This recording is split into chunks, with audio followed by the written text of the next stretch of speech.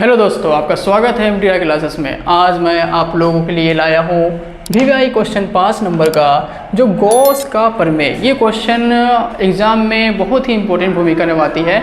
इन्हें आप अच्छी तरीक़े से देखें और अंत तक बने रहें। ये बहुत ही शॉर्ट वे में मैंने आपको डेरिवेशन बताया है और यही डेरिवेशन करके जाएँ, एग्ज़ाम में लिखें और 5 में 5 पक्का आपको नंबर मिल जाएगा। तो देखिए, इसमें सत्यापन में इसे पूछा गया कि गॉस का प्रमेय लिखें। पहला क्वेश्चन ऐसा पूछा जाएगा और इनका सत्यापन करें। ऐसा क्वेश्चन एग्जाम में आता ही है, बिहार बोर्ड एग्जाम में। ठीक है, इनमें सबसे पहले हमें गॉस का प्रमेय लिखना होता है। तो देखिए दोस्तों, गॉस एक वैज्ञानिक था। उन्होंने बताया था कि कोई भी पृष्ठ ले लो, उस पृष्ठ में जो भी आवेश है उनका 1/ε0 गुना कर दो। जो भी गुणनफल आएगा वो फ्लक्स का वैल्यू के बराबर होता है। यानी फाई इक्वल टू क्यू गुना 1/ε0 गुना कर देंगे तो Q/ε0। ये थ्योरम बताया था गॉस का प्रमेय।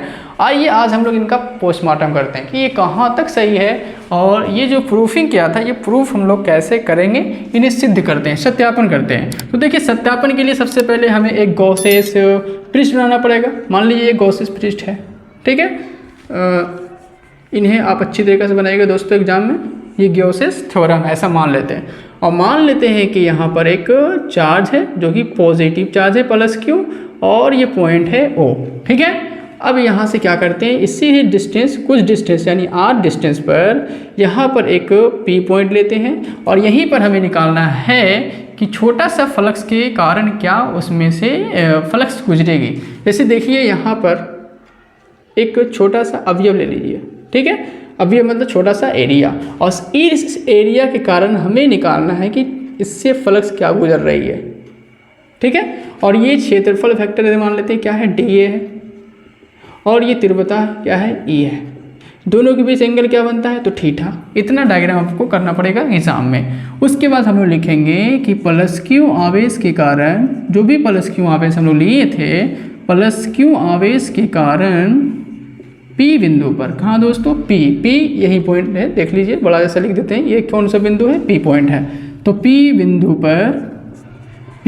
पर तीव्रता यानी E = 1/4πε0 Q/r² आपने याद किया होगा, ठीक है दोस्तों। तो उसके बाद इतना लिखने के बाद हम लोग को क्या करना है कि देखिए, जो ये क्षेत्रफल है यानी DA है, इनके कारण वो पॉइंट पर हमें कोण निकालना होता है।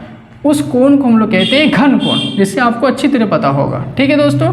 यानी घन कोण dω = आप जानते होंगे फॉर्मूला, कि ये फॉर्मूला जो होता है DA cos θ/r² के बराबर होता है। ये 11 में आपने सीखा होगा, ठीक है। उसके बाद हम लोग क्या करते हैं कि ये जो पृष्ठ के निकालना है, ये हमें फ्लक्स का वैल्यू पूरा, उसके लिए हम लोग क्या करते हैं कि पहले छोटा सा एरिया मतलब DA के कारण देखते हैं ये छोटा सा एरिया में फ्लक्स कितना पार हो रहा है, कितना आर पार हो रहा है, ठीक है। तो ये देखिए, d∅ आपने सीखा होगा E.DA के बराबर होता है, ठीक है। उसी तरह d∅ लिख दीजिए। इन्हें अगर हम तोड़ते हैं तो E.DA cos θ आता है। जब भी डॉट टूटता है वो कॉस आता है और जब भी क्रॉस टूटेगा तो वो साइन आता है। ऐसा क्यों होता है कि डॉट एक अदिश राशि, अदिश गुणनफल एक कॉस के बराबर होता है और सदिश गुणनफल वो साइन के बराबर होता है, ठीक है। इन्हें आप वेक्टर में अच्छी तरीके से सीखे होंगे। अब देखिए, छोटा सा एरिया के कारण फ्लक्स हमें मिल गया। अब बताइए, हमें संपूर्ण चाहिए, यानी संपूर्ण पृष्ठ के कारण फ्लक्स, क्या फ्लक्स गुजर रही है संपूर्ण पृष्ठ के कारण। तो दोनों तरफ क्या करिए दोस्तों, इंटीग्रेशन निकालिए। इंटीग्रेशन निकालने से फ़ायदा होता है, यदि छोटा सा एरिया का वैल्यू आपको पता है तो वो पूरा एरिया आपको कवर कर देगा, यानी बता देगा। तो d∅ हो जाएगा और E.DA cos θ, ठीक है। अब यहाँ से देखिए दोस्तों, d∅ का इंटीग्रेशन यदि हम लोग करते हैं तो फाई आता है और यहाँ पर E का वैल्यू आप देखे होंगे। E का वैल्यू हम लोग लिख चुके हैं यहाँ पर 1/4πε0 Q/r², और यहाँ पर DA को उतार दीजिए जिस तरह है, और cos θ को भी उतार दीजिए। देखिए दोस्तों, Q तो आपका फिक्स रहेगा, 1/4πε0 का मान फिक्स रहेगा, इसलिए ये कांस्टेंट है। जब भी बदलेगा तो R का वैल्यू बदलता है, इसलिए इन्हें हम लोग बाहर कर देते हैं।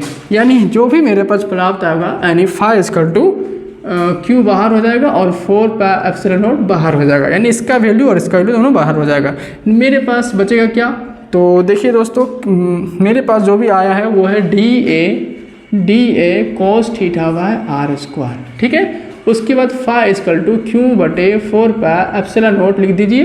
अच्छा देखिए दोस्तों, D A cos theta by R square, यहाँ पर इसका वैल्यू किसके बराबर है, डी ओमेगा के बराबर है, तो यहाँ पर आप डी ओमेगा कर दीजिए। ठीक है, तो फाई इक्वल टू क्यू बटे 4πε0 डी ओमेगा का यदि हम लोग इंटीग्रेशन करते हैं तो वो ओमेगा के बराबर आता है। ठीक है दोस्तों, आपने ओमेगा का वैल्यू सीखे होंगे। ठीक है, फाई इक्वल टू क्यू बटे 4πε0, इसका वैल्यू 4π के बराबर होता है। तो देखिए ये 4π ठीक है कैंसिल हो जाता है, यानी फाई इक्वल टू हमें प्राप्त होता है क्यू बटे ε0।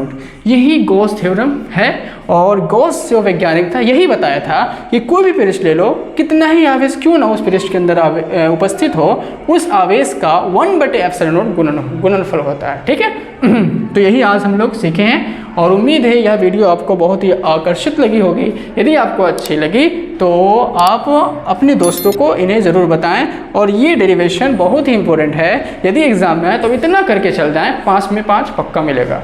थैंक यू, जय हिंद।